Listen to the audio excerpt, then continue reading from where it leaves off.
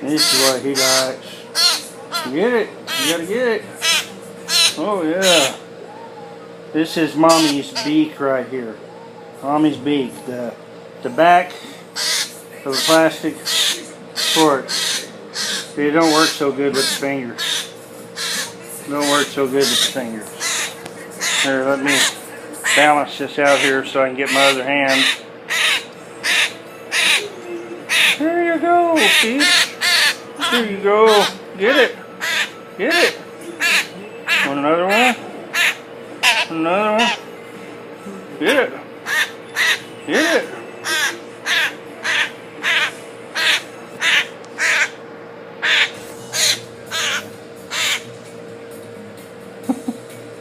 He's such a crazy bird. He's such a crazy bird. Here, let's get another one. Get a closer up shot for everybody. There you go. Mmm, yummy. Mmm, yummy.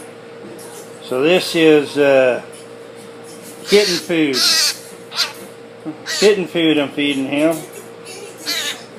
When he had fallen out of a nest and hurt his foot, we researched some online sites,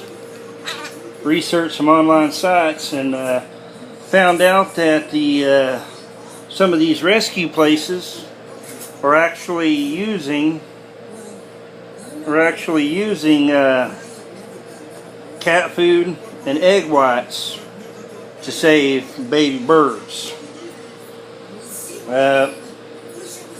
I've seen people